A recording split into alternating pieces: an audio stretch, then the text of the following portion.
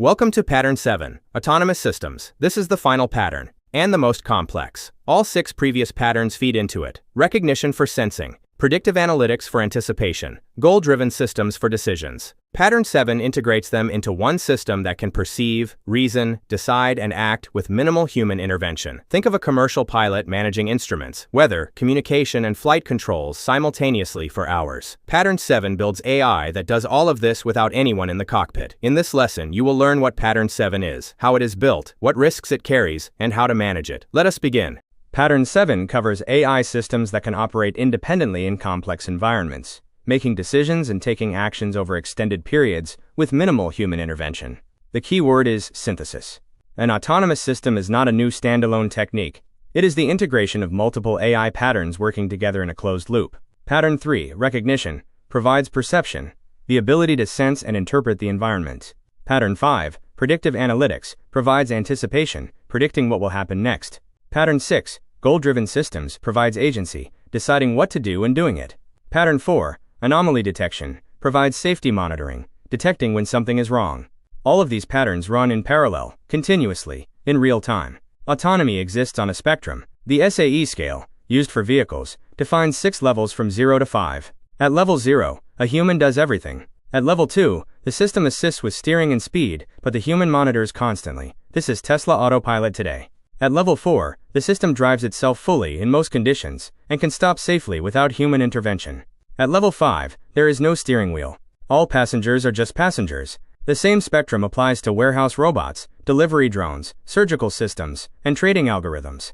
The higher the level, the greater the capability, the greater the complexity, and the greater the responsibility. What makes Pattern 7 management uniquely challenging is that no single team member can understand the entire system. A robotics engineer understands the hardware, but not the learning algorithms. A data scientist understands the perception model, but not the control systems. Managing this complexity across disciplines is the defining management challenge of this pattern. Let us look at where these systems are deployed. Pattern 7 is deployed where tasks are too complex, too continuous, or too dangerous for humans to perform reliably at scale. The first application is Level 4 autonomous vehicles. Waymo operates commercial robotaxi services in Phoenix and San Francisco with no safety driver. Each vehicle runs a stack of AI components simultaneously. LiDAR for 3D mapping, cameras for visual recognition, radar for speed detection, a prediction model for anticipating pedestrian and vehicle movements, and a planning system that generates the vehicle's path hundreds of milliseconds ahead. Waymo has publicly reported accumulating over 20 million real-world miles, with a safety record that compares favorably to human-driven vehicles in comparable conditions. The second application is autonomous delivery drones. Alphabet's Wing and Amazon Prime Air operate autonomous delivery services in selected regions. Each drone must plan a route, detect and avoid obstacles in real time, predict wind conditions, and land precisely without human guidance. The business case centers on last-mile delivery cost reduction, which represents over 50% of total logistics costs in many markets. The third application is high-frequency algorithmic trading.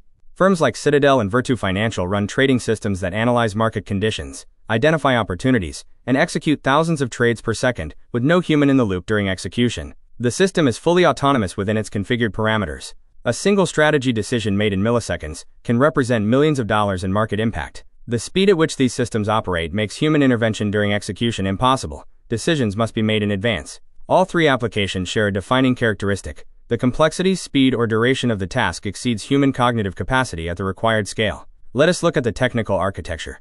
You do not need to understand every algorithm in an autonomous system, but you must understand the architecture, the pipeline of components, and how they depend on each other. A typical autonomous system processes the world in 4 sequential layers. The first layer is sensing. Sensors collect raw data from the environment. Cameras capture images. LiDAR generates 3D point clouds. Radar measures distance and velocity. GPS provides location.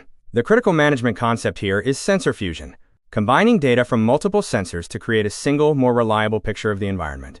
No single sensor is sufficient. If a camera is blinded by sunlight, LiDAR must compensate.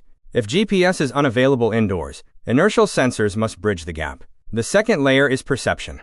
Raw sensor data is processed into a meaningful understanding of the environment. This is primarily Pattern 3 at work, detecting objects, classifying them, tracking their movement, and predicting their trajectories. The output of perception is a world model, a structured representation of what exists, where it is, and how it is moving.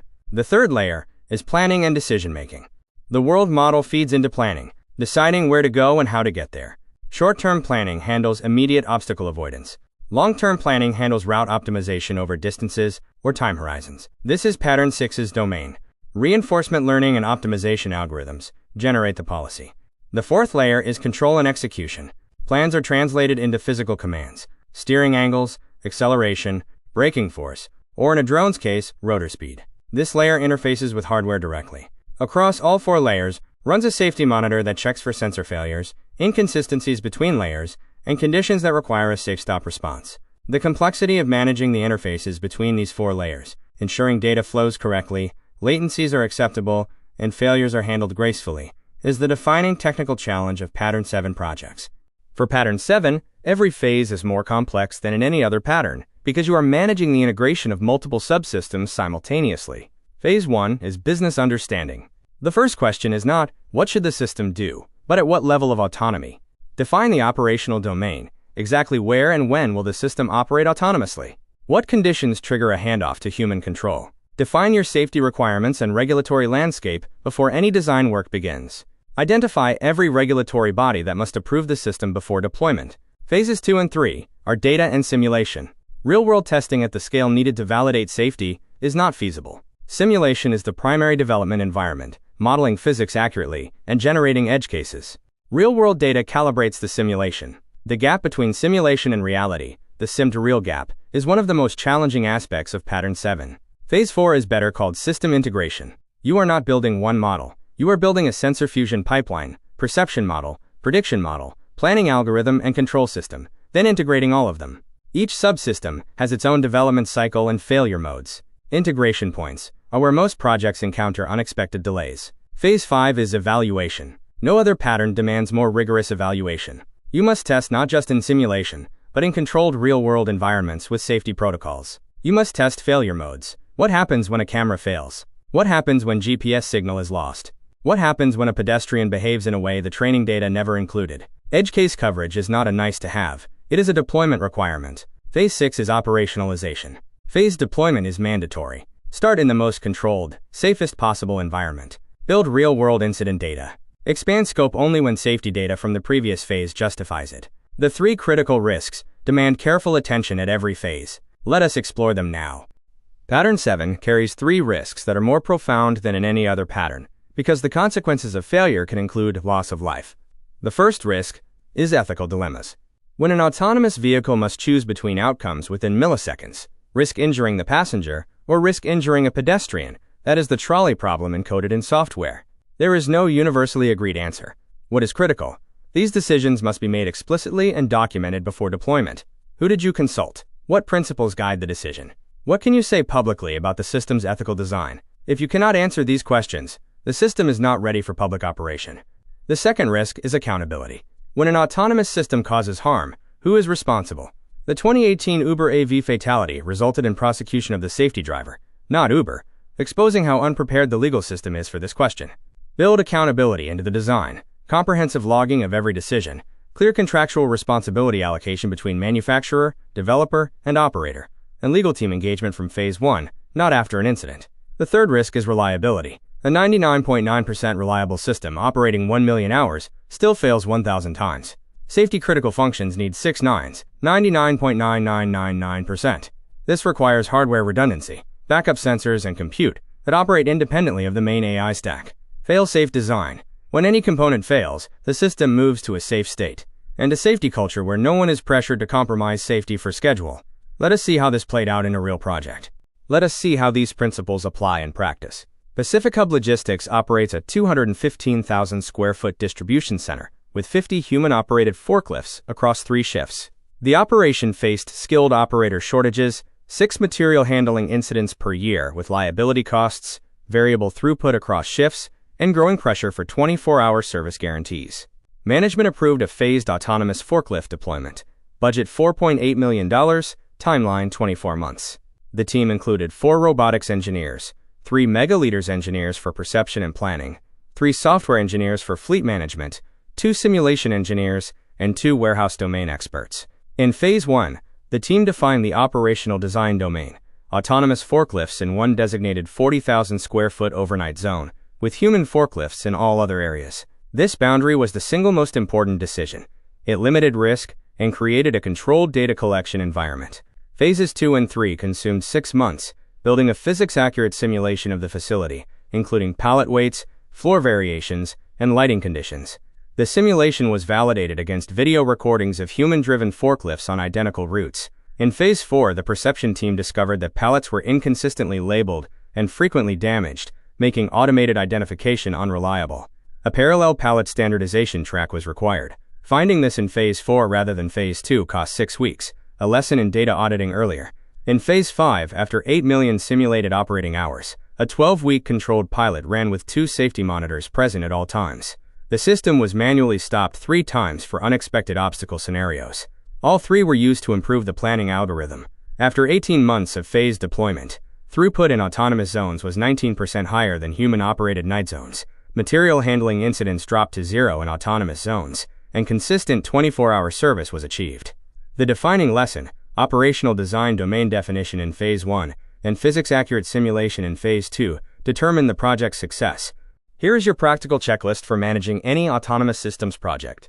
Before Phase 1 is complete, establish these things. Define the operational design domain. Exactly where, when, and under what conditions will the system operate autonomously?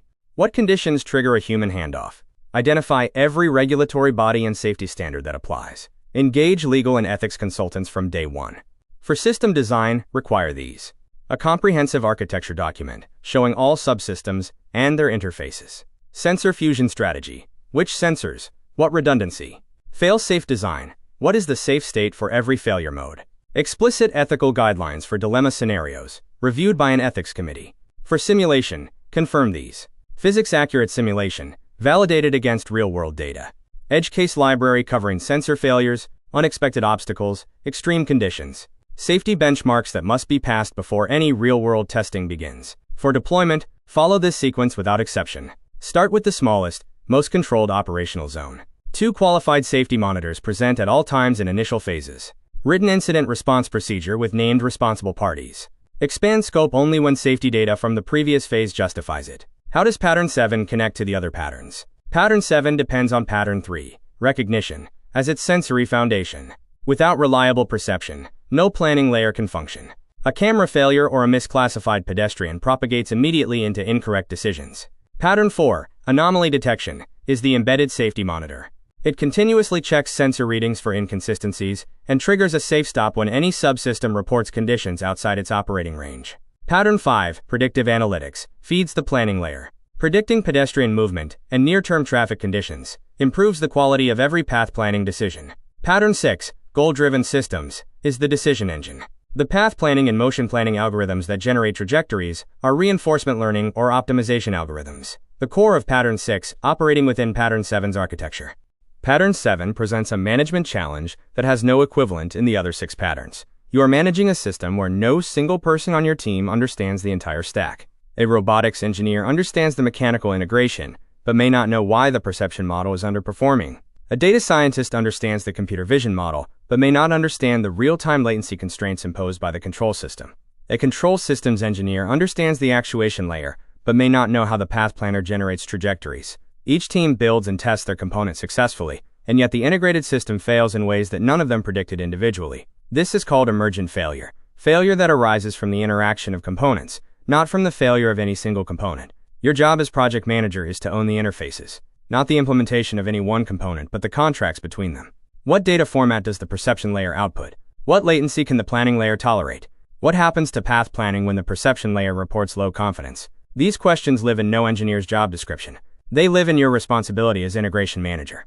3 practices that make this manageable. First, build an architecture document from day 1 and keep it current. Every subsystem interface must be explicitly specified. Second, create a system-level integration test environment separate from each component's own test environment. Component test passing does not mean system test pass. Third, schedule regular cross-functional architecture reviews, where all subsystem leads meet and walk through the data flow together. These are the meetings where emergent failure risks surface before they become real failures. Managing the complexity of Pattern 7 requires a level of systems thinking that goes beyond any individual AI technique. It is the purest expression of what project management adds to AI development. That is Pattern 7, Autonomous systems. Quick recap. Pattern 7 integrates recognition, predictive analytics, goal-driven systems, and anomaly detection into one autonomous system. 4 layers: sensing, perception, planning, control, with a safety monitor across all. 3 critical risks: ethical dilemmas, accountability, and reliability. Core PM challenge: own the interfaces between subsystems. No single engineer sees the full stack. Please share with a colleague preparing for PMI-CPMAI. Subscribe for new episodes. Leave a comment below. This is Peter Pham. See you in the next lesson.